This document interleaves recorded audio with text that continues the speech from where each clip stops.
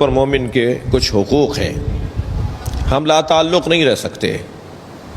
ایک مرتبہ لا تعلق نہیں رہ سکتے اس لیے کہ کسی مومن کی تکلیف میں آنے سے ہم بھی تکلیف میں آ جائیں گے، تو لا تعلق نہیں رہنا چاہیے اپنی تکلیف کو روکنے کے لیے اور اپنے آپ کو تکلیف سے بچانے کے لیے۔ تو یہ خود غرضی ہوگی، کام یہ بھی اچھا ہے مگر یہ خود غرضی ہے کہ میں اپنی اب بھائی میرے دونوں بھائی لڑ رہے ہیں، اگر یہ لڑیں گے تو وہ جو پلاٹ میرے مثال کے طور پہ دادا کا ہمیں ملنا ہے، ان کی لڑائی کی وجہ سے وہ مجھے بھی نہیں ملے گا، چلو ان کی صلح صفائی کروا دیں تاکہ میرا بھی کچھ فائدہ ہو جائے۔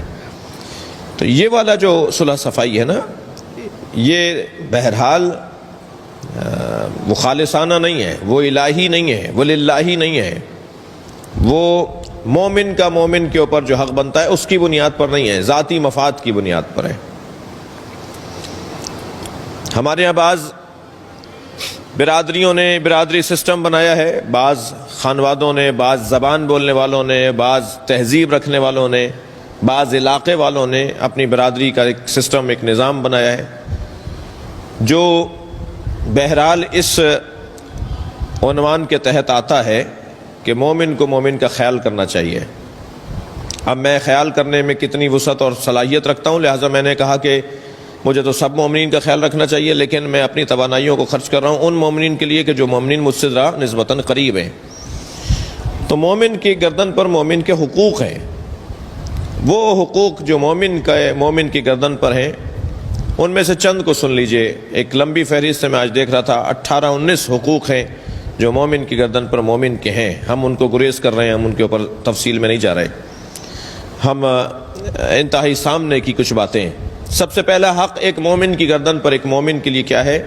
ایک مومن کی گردن پر مومن کا سب سے پہلا معمولی حق، بہت ابتدائی حق، بہت کم خرچے والا حق، بہت ہی آسان حق، وہ یہ کہ مومن مومن کو سلام تو کرے۔ صلوات پڑھیں ذرا محمد وآل محمد پر۔ مومنین ایک دوسرے کے برابر سے گزر جاتے ہیں، ایک مومن گزر رہا ہے، اس کے برابر سے ایک اور مومن گزرا، مجھے معاف کیجئے گا، کوئی جانور تو نہیں گزر رہے تھے برابر سے جو ایک دوسرے سے سلام دعا بھی نہیں کی؟ جانوروں کیا ایسا ہوتا ہے؟ وہ منظر وہاں نظر آتا ہے۔ لیکن اگر خدا نخواستہ مومنین ایک دوسرے کے برابر سے گزر جائیں، ایک دوسرے کو سلام بھی نہ کریں، تو یہ مومن مومن کا حق ضائع کر رہا ہے۔ پھر یہ سوچنا کہ اس نے مجھے کیوں نہیں سلام کیا، میں کیوں کروں؟ اگر وہ بھی تو مومن تھا نا جی، وہ مجھے سلام کرتا، میں کیوں کروں؟ میں ہی ہمیشہ کیوں کروں؟ یہ بھی انسان کی جو خود پسندی ہے اور یہ جو اس کا تصور ہے، یہ بھی الہی نہیں ہے جی۔ سلام کرنے والے کو ثواب زیادہ ملے گا۔ بھائی اگر مفاد پرستی بھی کرنی ہے تو اللہ کے ساتھ کریں نا جی، فائدے بھی لینے ہیں، اگر کچھ اپنے مفاد میں ہی کچھ زندگی گزارنی ہے تو پھر اللہ کے ساتھ مفاد پرستی کریں، یعنی اللہ کے کہنے کے مطابق زندگی گزاریں، ہمارا وہاں سے جو فائدہ ملے گا وہ زیادہ بہتر فائدہ ہے۔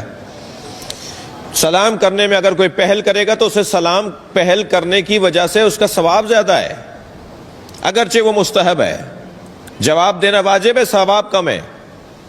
یہ شاید واحد واجب ہے، شاید واحد واجب ہے جس واجب کا ثواب کم ہے، اور یہ شاید واحد مستحب ہے جس کا ثواب واجب سے زیادہ ہے۔ یعنی اگر میں کسی مومن کو سلام کروں گا تو اس کا ثواب مجھے زیادہ ملے گا، جواب دینے والے پر واجب ہو جاتا ہے، اس کا ثواب اسے کم ملے گا۔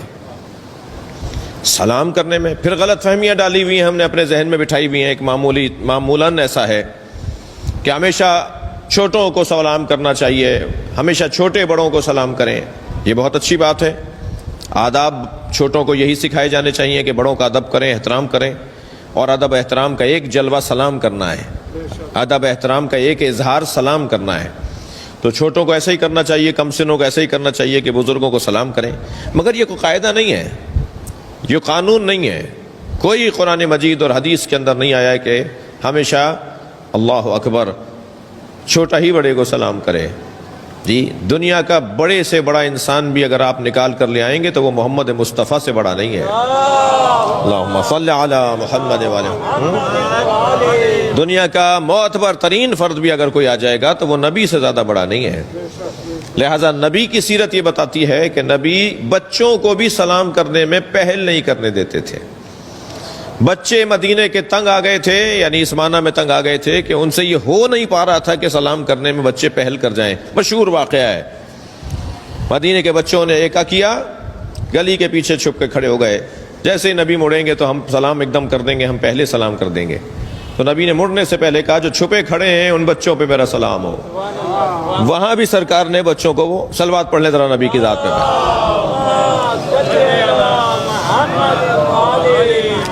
لہذا ایک حق مومن کا مومن کی گردن پر یہ ہے کہ ہمیں ایک دوسرے کو سلام کرنا چاہیے، سلام کرنے میں پہل کرنی چاہیے، ایک دوسرے کو سلام کریں۔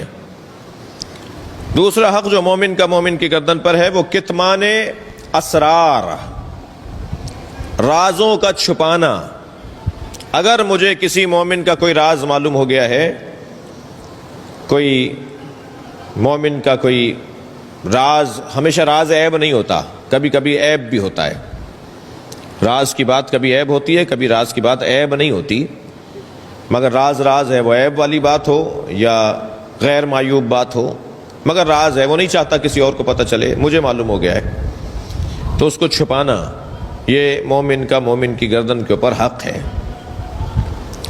جی ہم آپس میں بیٹھے ہوتے ہیں، ایک دوسرے پہ اعتماد کی بنیاد پر، ایک دوسرے پر اعتبار کی بنیاد پر ہم ایک دوسرے سے کچھ راز کی باتیں کہہ دیتے ہیں، یہ سوچ کر کہ یہ میرا دوست ہے، یہ میرا بھائی ہے، اس سے میرا ایک تعلق ہے، تو اسے چاہیے کہ وہ اس راز کی بات کو راز رہنے دے۔ المجالس بالامانہ، مجالس امانت ہوا کرتی ہیں، جو مجلسیں ہیں نا وہ امانت ہوا کرتی ہیں۔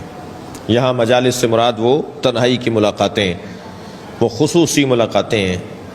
میری ملاقات فرض کیجئے اگر کسی ایسی شخصیت سے ہوئی ہے کہ جس نے میرے اوپر اعتبار کرتے ہوئے، مجھ پر اعتبار کرتے ہوئے مجھ سے کچھ باتیں کہہ دیں، تو اب یہ نہیں ہے کہ میں مائک پر آ کر بتا دوں کہ یہ والی باتیں ہوئی ہیں، مجھے اسرار کو چھپانا ہوگا۔ مومن کے اسرار کو چھپانا، مومن کے رازوں، اور پھر اگر عیب کوئی ہو تو اور زیادہ احکامات اس کے اوپر لاگو ہوتے ہیں کہ ہمیں مومنین کے اسرار کو، مومنین کے باتوں کو چھپانا ہوگا۔ یہ مومن کا مومن کی گردن پہ ایک حق ہے۔